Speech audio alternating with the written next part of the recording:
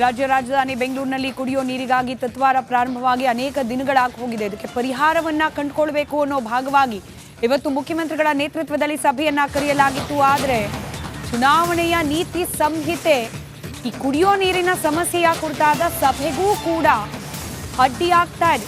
ನೀತಿ ಸಂಹಿತೆ ಜಾರಿಯಾಗಿರೋದ್ರಿಂದ ಇವತ್ತು ನಿಗದಿಯಾಗಿದ್ದ ಮುಖ್ಯಮಂತ್ರಿಗಳ ನೇತೃತ್ವದ ಸಭೆ ರದ್ದಾಗಿದೆ. ನೀರಿನ ಸಮಸ್ಯೆಯನ್ನ ಪರಿಶೀಲನೆ ನಡೆಸಲಿಕ್ಕೆ ಮುಖ್ಯಮಂತ್ರಿಗಳ ನೇತೃತ್ವದಲ್ಲಿ ಸಭೆಯನ್ನ ಕರೆಯಲಾಗಿತ್ತು. ಬೆಂಗಳೂರು ನಗರದ ಅಧಿಕಾರಿಗಳ ಸಭೆಯನ್ನ ಕರೆದಿದ್ರು ಮುಖ್ಯಮಂತ್ರಿಗಳು. ಆದರೆ ಚುನಾವಣಾ ಆಯೋಗ ನಿರ್ಬಂಧ ವಿಧಿಸಿರುವುದರ ಹಿನ್ನೆಲೆಯಲ್ಲಿ ಅಧಿಕಾರಿಗಳ ಸಭೆಯನ್ನ ಕ್ಯಾನ್ಸಲ್ ಮಾಡಲಾಗಿದೆ. ಸಭೆ ನಡೆಸದಲೇನೆ ಒಂದಷ್ಟು ಮಾಹಿತಿಗಳನ್ನ ಅಧಿಕಾರಿಗಳಿಂದ ಸಂಗ್ರಹ ಮಾಡ್ತಾರಂತೆ ಮುಖ್ಯಮಂತ್ರಿಗಳು. ಸಮಸ್ಯೆ ಅಂತೂ ಇದೆ, ಅದಕ್ಕೆ ಪರಿಹಾರ ಕಂಡುಕೊಳ್ಳೋದು ಅನಿವಾರ್ಯ. ಹೀಗಾಗಿ ಸಭೆಯನ್ನ ನಡೆಸದೆ ಅಧಿಕಾರಿಗಳಿಂದ ಮಾಹಿತಿಯನ್ನ ಪಡ್ಕೊಂಡು ಮುಂದೇನ್ ಮಾಡಬಹುದು ಅನ್ನೋದ್ರ ಬಗ್ಗೆ ಚಿಂತನೆಯನ್ನ ನಡೆಸಲಿದ್ದಾರೆ ಮುಖ್ಯಮಂತ್ರಿಗಳು. ಸಭೆ ಕ್ಯಾನ್ಸಲ್ ಆಗಿದೆ, ಕಾರಣ ಚುನಾವಣಾ ನೀತಿ ಸಂಹಿತೆ.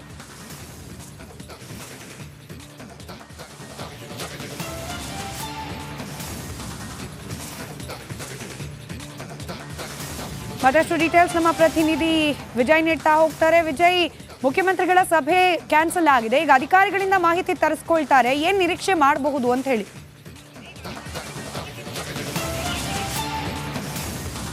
ಸ್ಮಿತಾ, ಚುನಾವಣಾ ನೀತಿ ಸಂಹಿತೆಯ ಬಿಸಿ ಮುಖ್ಯಮಂತ್ರಿ ಸಿದ್ದರಾಮಯ್ಯ ಅವರ ಸಭೆಗೂ ತಟ್ಟಿರುವಂಥದ್ದು. ಸಭೆ ಇಂದು 12 ಗಂಟೆಗೆ ಆರಂಭ ಆಗಬೇಕಾಗಿತ್ತು. ಆದರೆ ಚುನಾವಣಾ ನೀತಿ ಸಂಹಿತೆ ಒಂದಷ್ಟು ಸೂಚನೆ ಹಿನ್ನೆಲೆಯಲ್ಲಿ ಯಾವುದೂ ಕೂಡ ಸಭೆ ನಡೆಸೋದಕ್ಕೆ ಅನುಮತಿ ಸಿಕ್ಕಿಲ್ಲ. ಈ ಹಿನ್ನೆಲೆಯಲ್ಲಿ ಗೃಹ ಕಚೇರಿಯಲ್ಲಿ ಈಗಾಗಲೇ ಕೂಡ ಅಧಿಕಾರಿಗಳು ಆಗಮಿಸಿದ್ರು.